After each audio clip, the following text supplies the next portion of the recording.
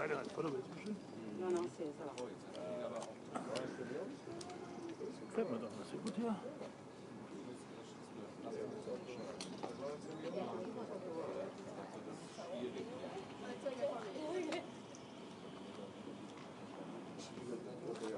Is there anywhere from behind this I could, if I can stand and do this, that'd be better. Stand is back for the camera. Like this, is that?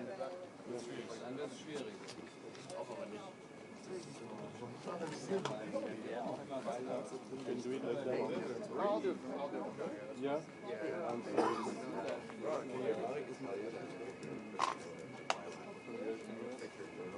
Yeah, last night.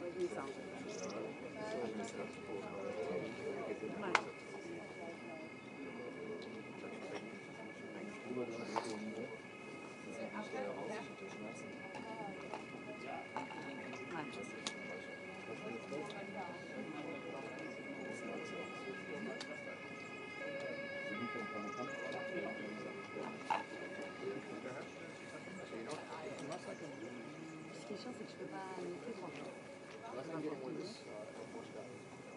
Ja, okay.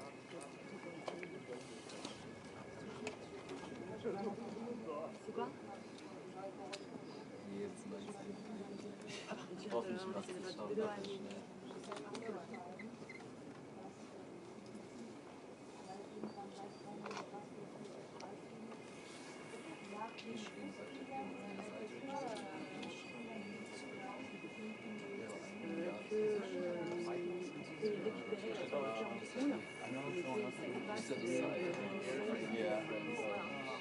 I don't know. Unless you have like a pole, you can potentially work. I don't know what gap though. Ah non, non, non, normalement, à 7 minutes, dans la foulée, et en fait, tu as la mini-déclaration ici, ensuite il faut l'entrée, et après on peut aller on va se concentrer sur le truc à 9h50. Yeah, that works. I think you need both ends.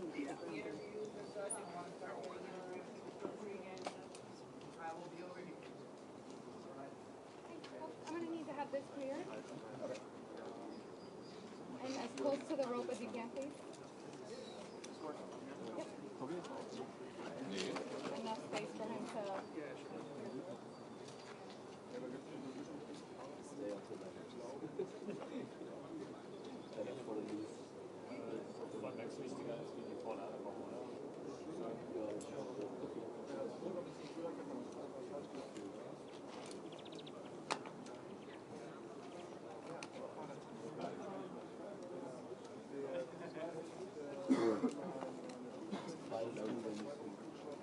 I'm at the Firstpost in the evening. I'm going to put it here, or they ask me.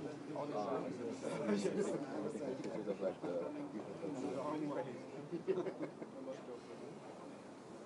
or like they said like there's an option for pictures of people coming in, or I can stay here and interview. Okay.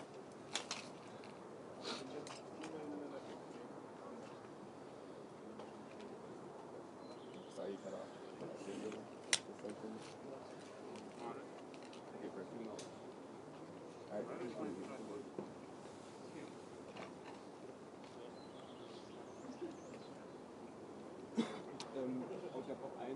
One second. What?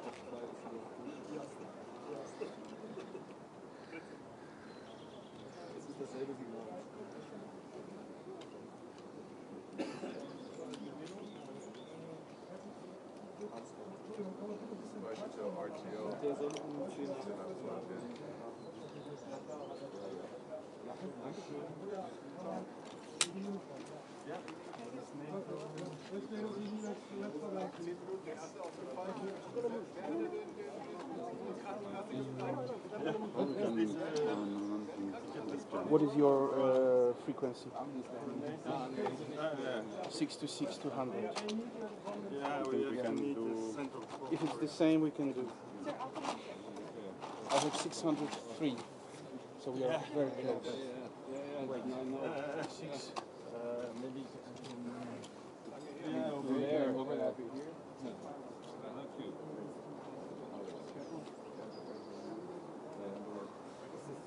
Entschuldigung. Das ist NATO. Ja, ja, genau da. Aber müssen Sie da stehen? Weil eigentlich wichtig, dass die... Thank you so much. Do you have a picture of you? This is not really on the spot.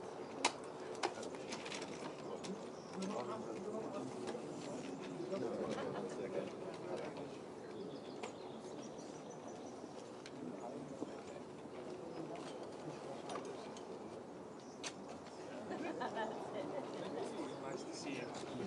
Das dachte ich mir schon. Beim letzten Mal konnte er nachher. Ansonsten hätte es, glaube ich, Vorzeit. Ja, genau, ich bleib so genau. Hier ist, nein, natürlich, ich kriege mich hin.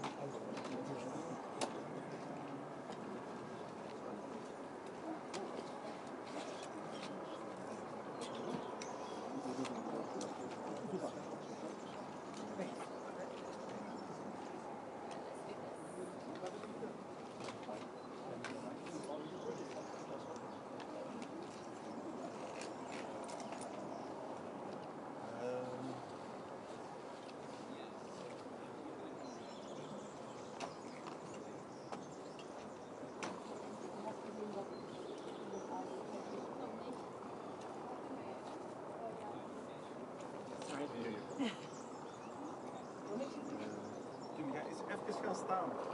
Bitte. Nee, nu wil ik niet maar gaan staan.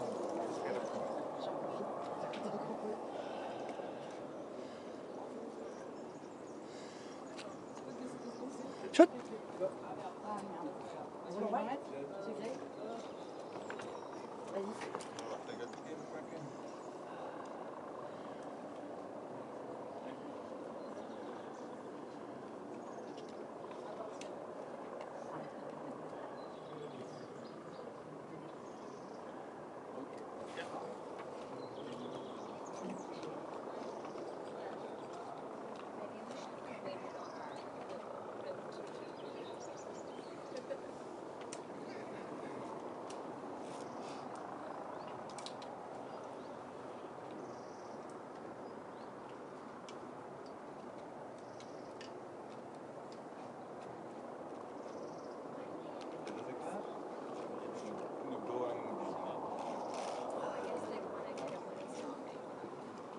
Can you know?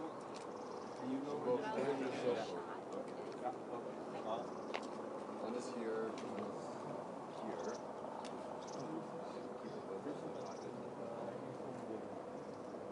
This isn't transmitting. It's on airplane mode. Are you hearing interference? Is it klaar staan? Ja. You are? Do we want to do a walk into the line? Ja, oké.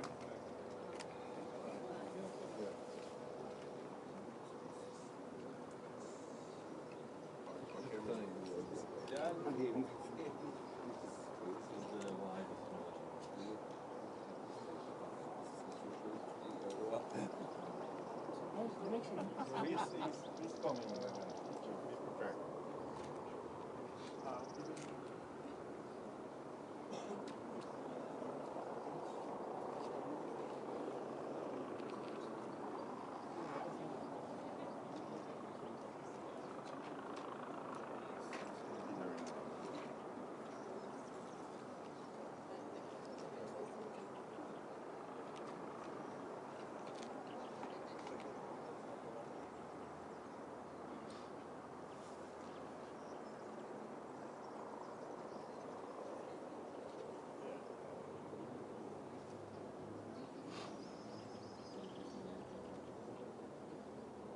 Ja, der weiß das, ja. Gut.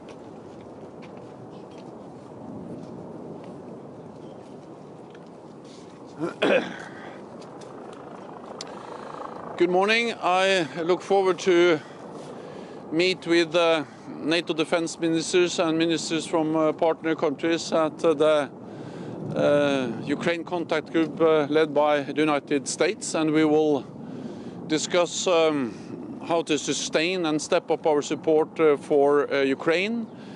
I just came back from Kiev yesterday night, and I met with President Zelensky, and his message was that he really appreciates and welcomes the strong support the NATO allies and partners have provided for Ukraine, but he also counts on us to continue to support Ukraine in the future. My message to him was that NATO has stood by Ukraine for a long time. We continue to stand by Ukraine as they continue to repel the Russian aggression against their country, and we will stand by Ukraine in the future to help to build a better and brighter future for the Ukrainian people. President Zelensky and I also discussed the preparations for the upcoming NATO summit in Vilnius in July. I have invited him to attend the meeting, and I'm glad that he has accepted the invitation and will attend the NATO summit in Vilnius.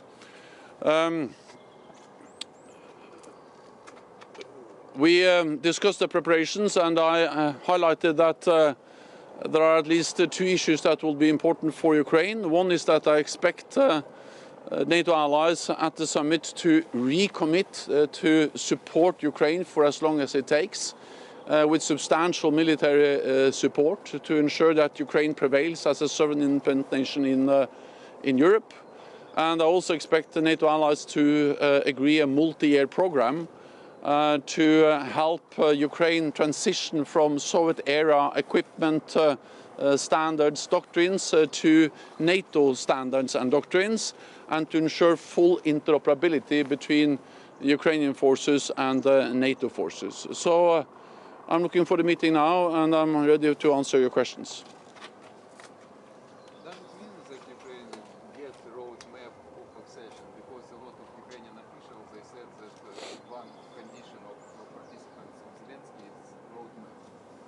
Well, I said in Kiev yesterday that Ukraine's future is in the Euro-Atlantic family, and all NATO allies have agreed that Ukraine will become a NATO member. But the main focus now is, of course, on how to ensure that Ukraine prevails. What we do know is that our support helps Ukraine move toward the Euro-Atlantic integration, and our support help them to make this possible. But the main focus now is on ensuring that President Putin does not win the war, that Ukraine prevails, because without a sovereign, independent Ukraine, there is no meaning in discussing membership. What weapons did he say he needed most? Sorry? What weapons did he say he needed most? Well, he went to different types of weapons, including everything from air defense, heavy armor, jets. I'll leave it to Minister Resnikov and the Ukrainians here to describe exactly what kind of needs they have. But that's the reason why it is important to meet here in Ramstein, to sit down with Ukrainians and to discuss in detail what are the needs, what are the gaps, and how can NATO allies and partners in the US-led contact group ensure that we are providing them the support they need as soon as possible. Then, in my discussions with President Zelensky, I of course recognize the importance of discussing new capabilities, and the support for Ukraine has evolved as the war has evolved. In the beginning, the focus was on light anti-tank weapons like the javelins and the NLAWs. Then the focus was on artillery. Then for a long time, the main focus was on air defense, modern air defense systems like Patriots and NASAMS. And I welcome the fact that now there are Patriots in place German and US patriots in place in Ukraine. And over the last weeks, we have a lot of focus on months, focus on armor, on battle tanks, and battle tanks are now coming into to Ukraine. And we need to continue to discuss, and jets are also being delivered by allies to Ukraine. We need to continue to discuss specific platforms. But as important as discussing new platforms, it is extremely important to ensure that all the platforms which are already in Ukraine work and function as they should, meaning that we need ammunition, we need spare parts, we need fuel, we need maintenance, we need repair, we need all the sustainment to ensure that all the systems which are already there are delivering the effect that they should. So therefore, not only discuss new systems, but also discuss how to ensure that existing systems function. Does sorry. NATO have a timetable when Ukraine could enter NATO? So all NATO allies have agreed that Ukraine will become a member. President Zelensky has a very clear expectation. We discussed this, both the issue of membership but also security guarantees. And of course, Ukraine needs security because no one can tell when and how this war ends. But what we do know is that when the war ends, we need to ensure that history doesn't repeat itself, that Russia is not able to continue to attack and to wage war again against Ukraine and to continue to chip away at European security. So we need a discussion about a security framework. We need, and there will be a discussion about, or there is an ongoing discussion about membership. But my message was, first, Ukraine's rightful place is in NATO, as allies have agreed, but also that the main focus now is to ensure that Ukraine prevails. Because if Ukraine doesn't prevail as a sovereign independent nation in Europe, there is no meaning in discussing membership, and we need to preserve the unity in supporting Ukraine, and that's the main focus also of the meeting today. You speak about Okay, sorry. long-term military aid. It means that the military counteroffensive won't be enough, and that we have to get prepared to maybe many years before. Also, wars are by nature unpredictable, so no one can tell today when this war ends. Hopefully, the Ukrainians are able to make a lot of progress, and you can have a just and enduring peace soon. But no one can say that with certainty. So we need to be prepared for the long haul, and that's the reason why NATO allies have stated again and again that we will stand by Ukraine for as long as it takes.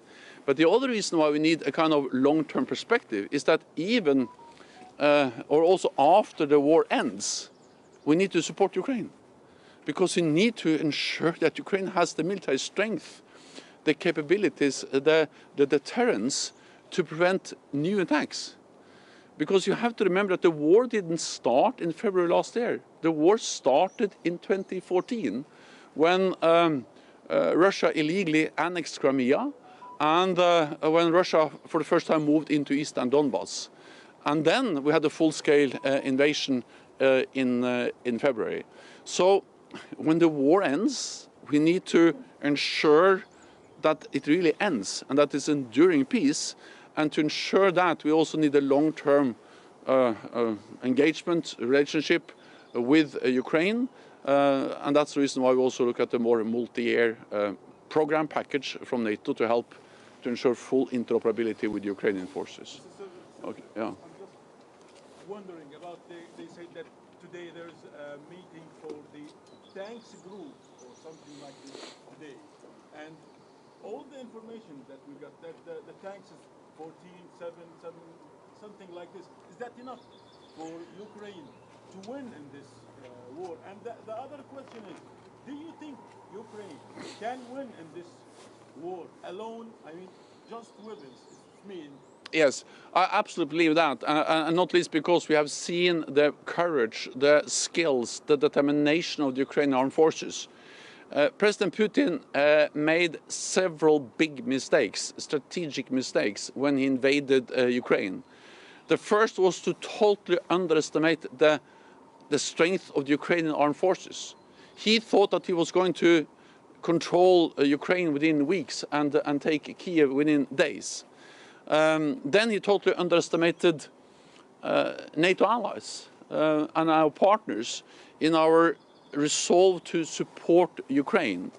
And therefore he has now been in Ukraine for more than a year, and he does in no way control the country as he planned.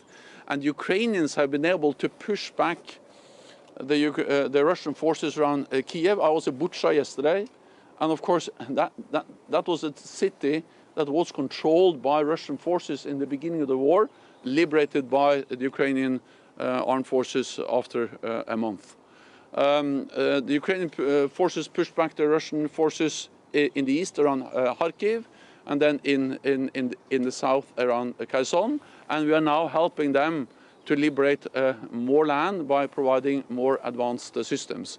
On the battle tanks, well, first of all, I think you need to understand that we speak about many types of battle tanks, but also older ones. But now allies are delivering a significant number of advanced, modern NATO standard battle tanks, like the Leopard 2, like the Challenger from the United Kingdom, the Abrams. But in addition to the advanced, modern NATO standard battle tanks, allies are also delivering infantry fighting vehicles, armed personnel carriers, a lot of armor and ammunition and equipment to these. So all of this is really advanced high-end capabilities that can enable the Ukrainians to push to the Russian lines. We have time for one Okay, more. one more. Sorry. Last one. Yeah. Could you please elaborate a little bit more? What are your exact expectations for the outcome of today's meeting, also in terms of jets?